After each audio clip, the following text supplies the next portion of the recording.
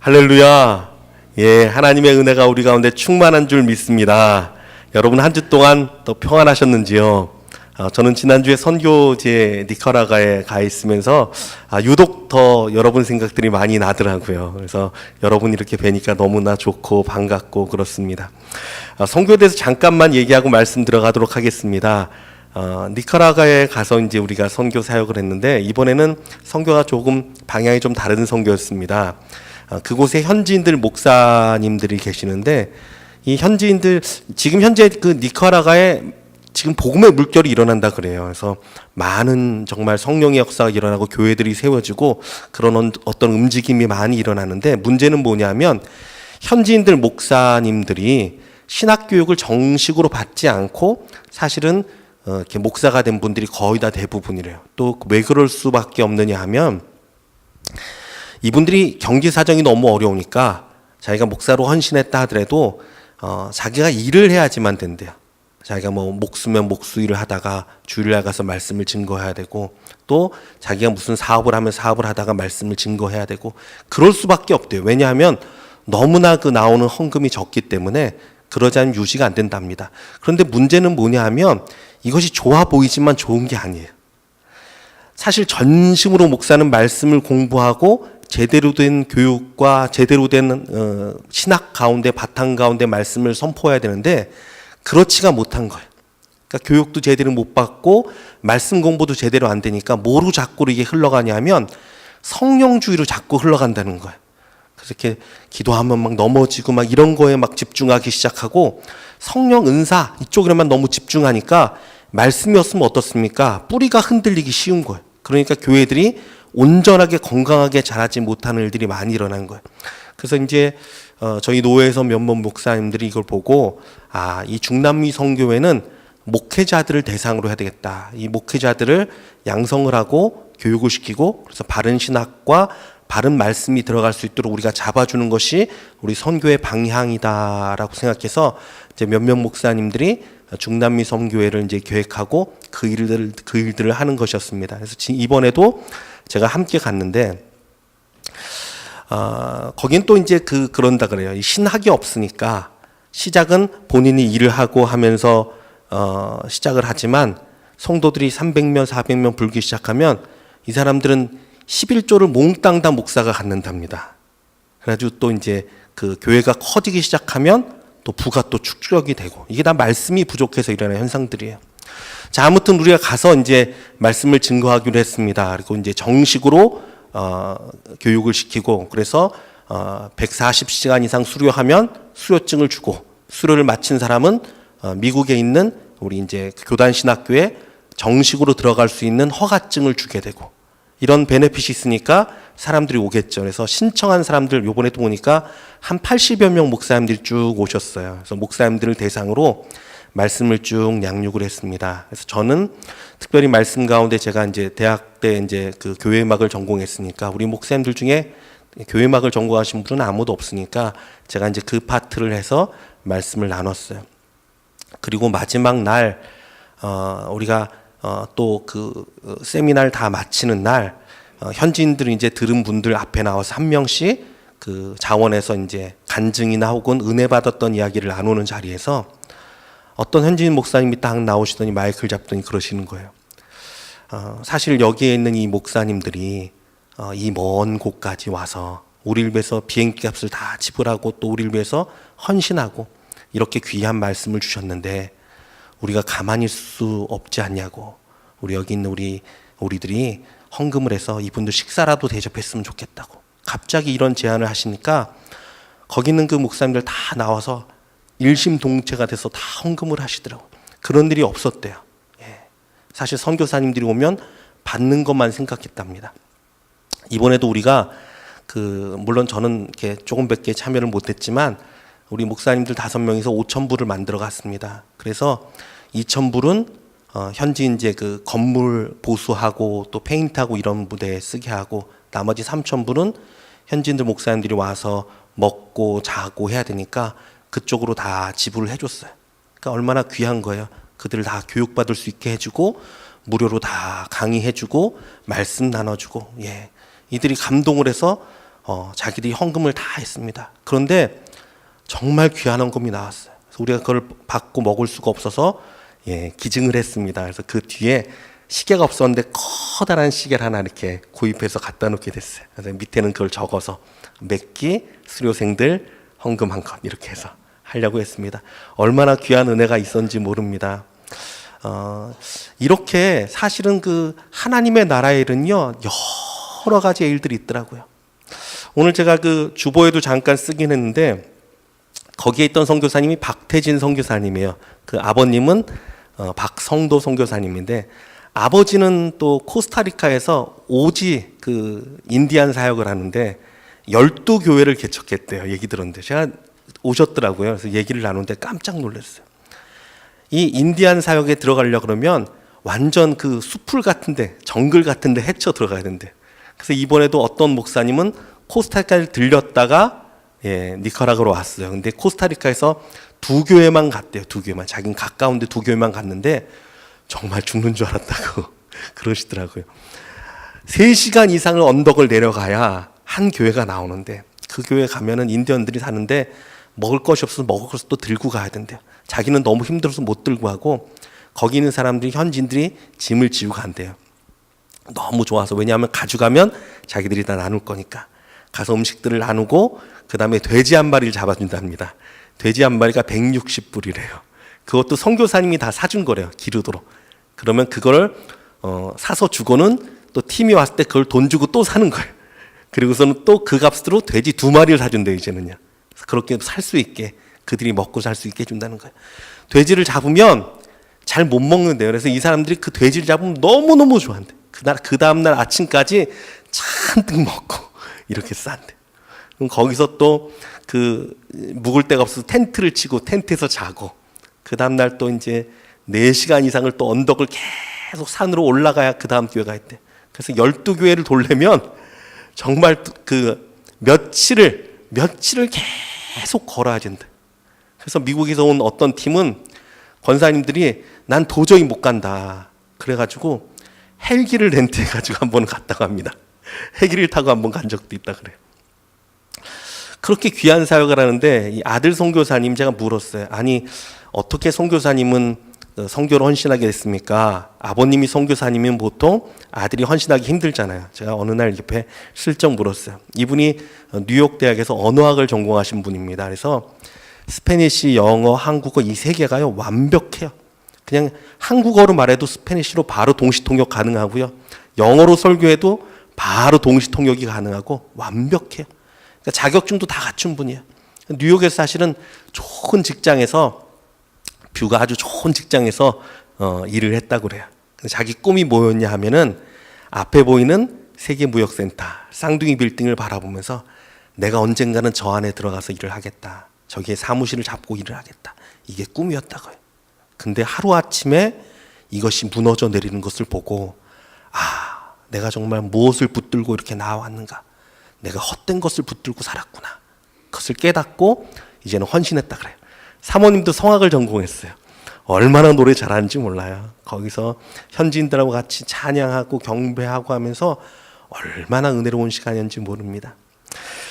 자, 이제 말씀 나누도록 하겠습니다. 오늘 제목은 땅 모퉁이에서 붙드시는 하나님입니다.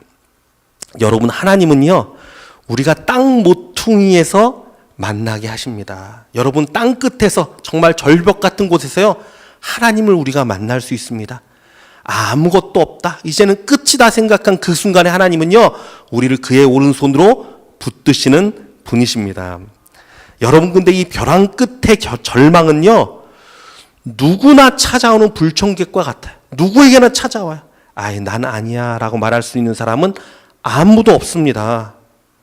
위대한 믿음의 사람이었던 엘리야도요, 한순간에 무너졌습니다. 한순간이에요, 한순간.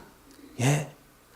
그가 오직 나만 남았거늘 그들이 내 생명을 찾아 빼앗으려 하나이다라고 하나님 앞에 외친 것처럼, 여러분, 우리 삶엔요, 오직 나만 당하는 괴로움, 오직 나만 느끼는 외로움에 빠져서 벼랑 끝의 절망으로 향하고 있는 사람들이 얼마나 많은지 몰라요. 고난의 파도를 하나 간신히 넘으면 어떻습니까? 더 큰 파도가 끝없이 밀려오는 것 같아서 그런 절망감에 쓰러지는 분들도 많이 있습니다. 위태위태한 가정, 위태위태한 직장, 위태위태한 관계들, 여러분 이런 것들은요 언제 터질지 모르는 폭탄과도 같이 불안하게 우리 삶 가운데 존재하고 있어요. 멀쩡한 사람도요 어느 순간 뭔가가 터지면 정말 막 힘들어하고 어쩔 수 없는 상황에 가는 것이 우리 인생이에요. 우리는 모두 위태위태한 땅끝을 경험하며 살아가고 있습니다. 그런데 여러분 이런 말이 있습니다. 역경은 누가 친구인지 가르쳐준다라는 명언이 있어요. 예. 내 삶에 어려움과 낙심이 임할 때야 진정한 친구가 누구인지 보이게 된다라는 말입니다. 여러분 근데 문제는 뭐냐면요. 대부분이 일어날 때 느끼는 감정은 이것이에요. 아무도 없구나.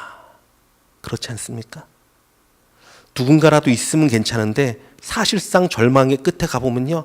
아무도 없구나. 이거예요.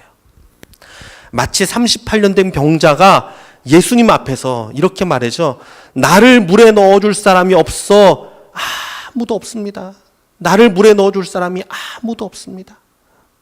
이렇게 하소연한 것처럼 나를 들어서 생명의 자리, 구원의 자리, 회복의 자리로 옮겨줄 사람이 아무도 없다는 것이 문제예요. 여러분 사람이 없어요. 우리는 사람이 없음에 더 괴로워하고 사람이 없음에 더 좌절합니다. 누군가 내 삶을 확 바꿔줄 사람이 있으면 좋을 텐데 그 사람이 없어요. 누군가 내 문제를 듣고 한 번에 해결해 줄 사람이 있으면 정말 좋겠는데 그 사람이 없어요.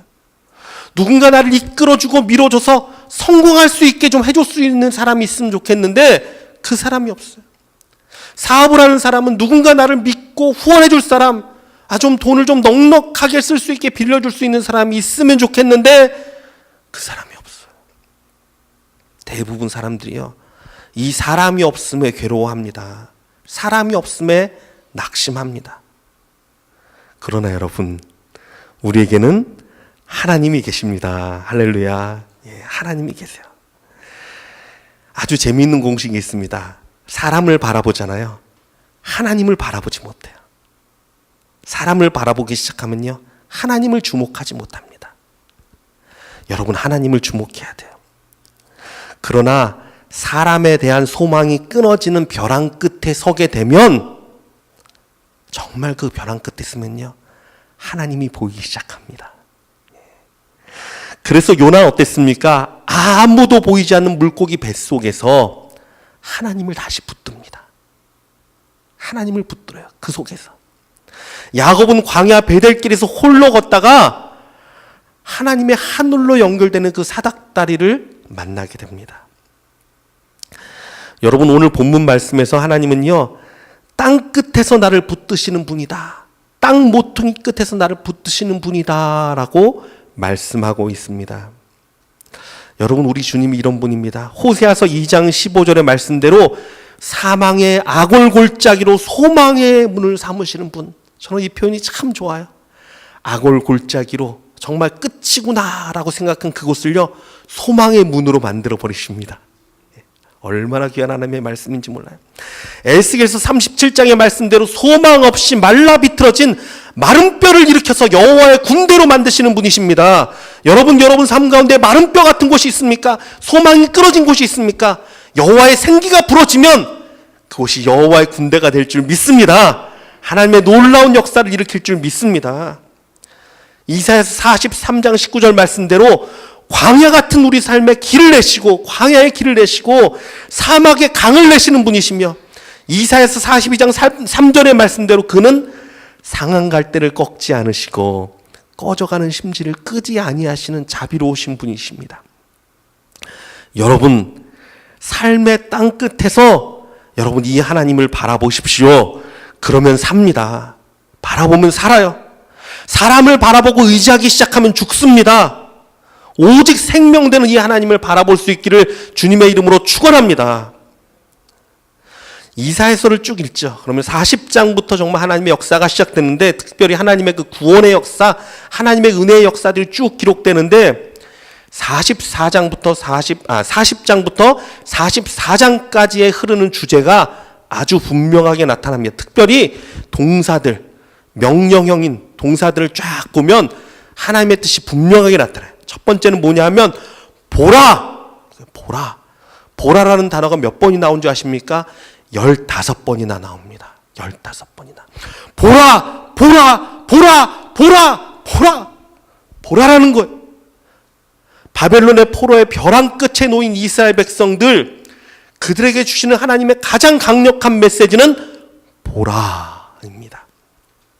마찬가지로 저와 여러분에게 주시는 가장 큰 메시지는 보라 이거예요. 마치 광야에서 불뱀에게 물려서 죽어가던 이스라엘 백성에게 모세가 뭘 달았죠? 장대에 놋대를 달죠. 그리고 말합니다. 보라!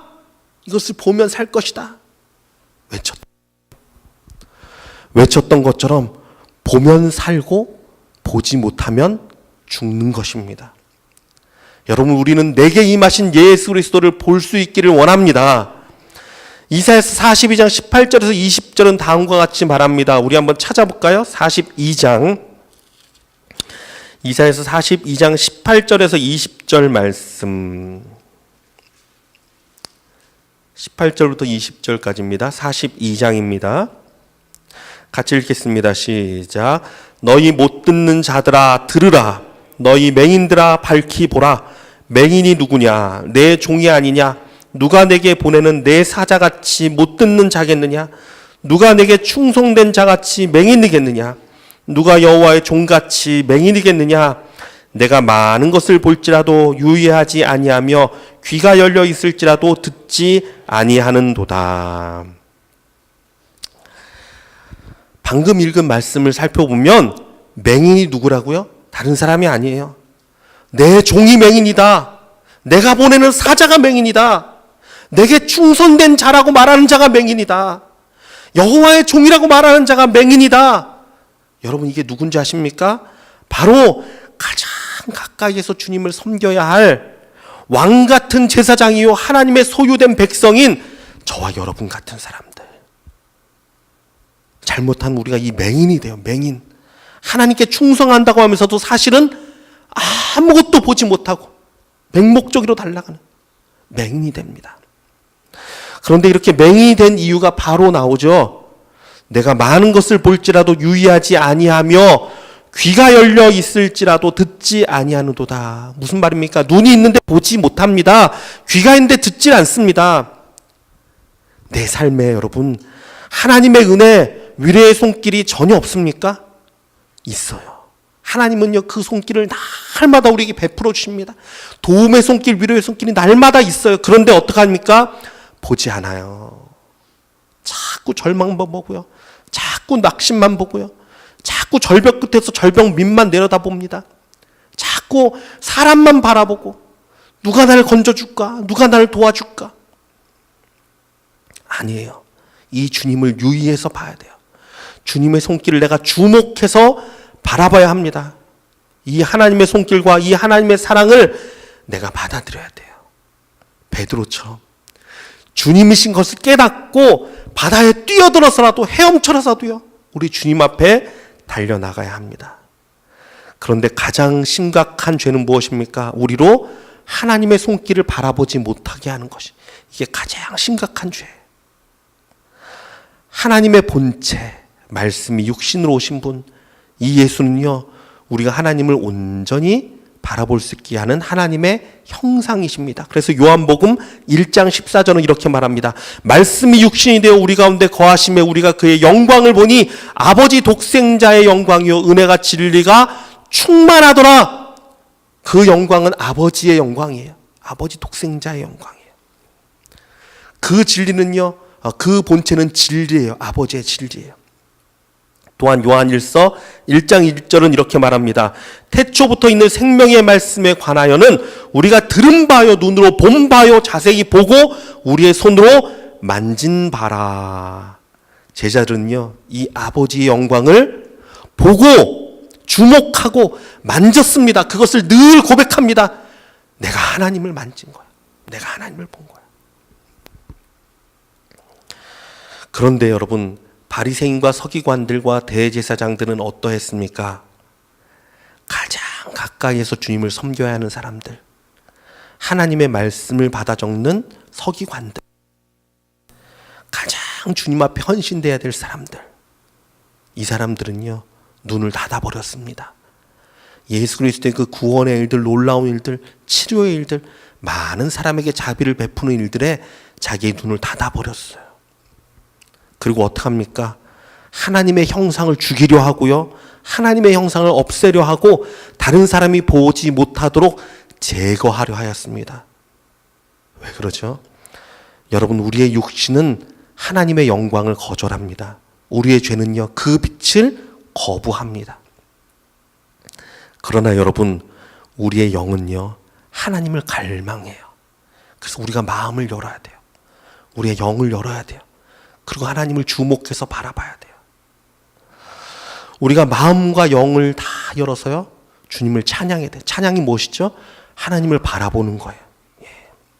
그래서 이사야서 43장 19절에는 보라, 내가 새 일을 행할 것이다 라고 시작되었는데요, 21절에서 뭐라고 말을 맺냐 하면, 이 백성은 내가 나를 위하여 지었나니 나를 찬송하게 하려 함이니라 라고 맺습니다. 내가 새 일을 행할 것이다. 이 백성이 나로 찬양하게 할 것이다. 제가 이번에 가서 이제 찬양에 대한 말씀을 강의를 하면서 두 가지 질문을 던졌습니다. 여러분에게도 한번 똑같이 한번 던져보겠습니다. 여러분, 세상 모든 만물들은 하나님을 찬양합니다. 여러분 믿으십니까? 예, 하나님이 그렇게 창조하셨어요. 그래서 시편에 보면 큰 물이 박수한다. 박수하면 하나님을 찬양한다. 그렇죠? 철썩거리면서 하나님을 찬양한다라고 보고요. 산악이 즐거이 외치며 노래한다. 바람이 산악 가운데 샥 울면서요, 그 울리는 소리가 하나님을 찬양하는 거라 그래요. 여러분, 온 우주 만물들은요 하나님을 찬양하는 소리로 가득 차 있습니다. 새들은 가르치지 않아도요 계속 제잘제잘 노래 불러요. 지난번에 우리 어르신들 모시고 우리 그 수목원에 갔는데, 공작이 그냥 자기를 보라고 그 꼬리를 쫙 피는데, 야, 너무 멋있어요. 제가 무슨 생각이 들었냐면, 야, 저 새는 저렇게 하고 살려니 얼마나 힘들까. 저걸 메고 다니려니 얼마나 힘들까. 저거 다른 동물이 공격하면 도망가지도 못할 거 아닌가. 근데 하나님이 그렇게 창조했어요. 영광을 나타내라고. 예, 사실 모든 만물은 하나님을 찬양합니다. 하나님이 그렇게 지으셨습니다. 지구가 이렇게 돌잖아요. 지구가 돌 때도 소리가 엄청나게 크답니다. 우리 귀에 들을 수 없는 주파수라서 우리가 못 들을 뿐이지 콱콱콱콱콱 소리를 낸대요. 달은 어떨까요? 달도 소리를 내요. 그런데 달은 작잖아요. 작으면 어떻습니까? 더 고음의 소리를 내요. 그래서 어느 교수님이 그 얘기를 하더라고요. 온 우주는 하나님의 오케스트라다. 모든 우주가 소리를 내면서 하나님을 찬양하는 거예요. 여러분, 온 세계 만물이 하나님을 찬양합니다. 찬양합니다. 자, 보십시오. 근데 질문 던집니다. 모든 만물이 찬양해요. 우리도 주님을 찬양해요. 근데 온 세계 모든 만물이 찬양하는 것과 우리들이 찬양하는 것과 다른 것이 하나 있습니다. 무엇인지 아십니까? 우리의 찬양이 뭐가 틀린지 아십니까? 우리의 찬양은요, 자유의지를 갖고 하나님을 찬양해요. 그렇죠? 내가 하나님을 향해 전심을 다해, 마음을 다해, 영을 다해 하나님을 찬양할 수 있어요. 이게 다른 우주 만물과 다른 점이에요. 그래서요, 하나님이 파도가 철썩 치는 걸 보고, 너가 참 잘 박수하는구나. 내가 너에게 큰 복을 주겠다. 이러지 않습니다. 새가 막 이쁘게 노래하는 걸, 야, 너는 참 목소리가 이쁘구나. 내가 너에게 장수의 축복을 주겠다. 이러지 않습니다. 왜? 모든 만물들은 그렇게 지음 받았어요. 하나님을 찬양하도록 지음 받았어요. 그런데 여러분, 저와 여러분은 어떻죠? 우리의 의지를 다해서, 우리의 마음을 다해서, 우리의 정성을 다해서, 우리의 영을 다해서 하나님을 찬양할 수 있어요. 이게 얼마나 귀한 것인지 몰라요. 하나님이 볼 때 너무너무 귀합니다. 그러니까 진심으로 하나님을 찬양하는 자는요, 하나님이 복을 주십니다. 정말 은혜로 역사하십니다. 예. 그래서요, 찬양할 때 여러분 절대로 그냥 남들이 하니까 찬양하고 남들이 부르니까 그냥 흥에 겨워 부르고 이러지 마십시오. 이거는요, 의미 없는 찬양들이에요. 내 마음과 영과 정성을 다해 찬양해야 돼. 이것이 하나님 앞에 합당한 찬양이에요. 자, 두 번째 질문 던지겠습니다.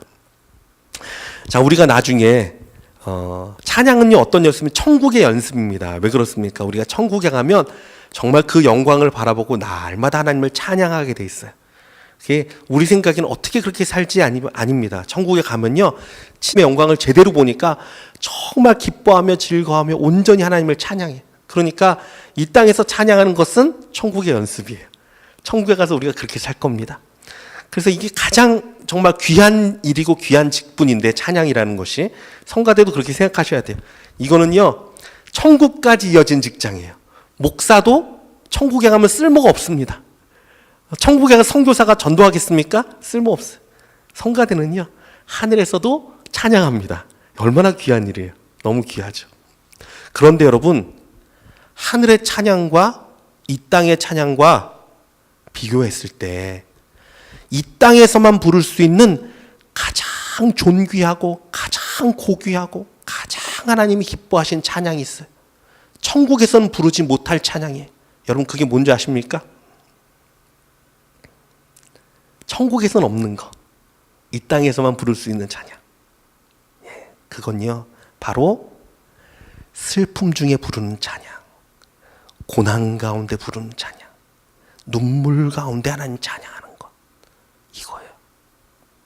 천국은요 고난이 없어요. 슬픔이 없어요. 눈물이 없어요. 근데 이 땅은 있어요.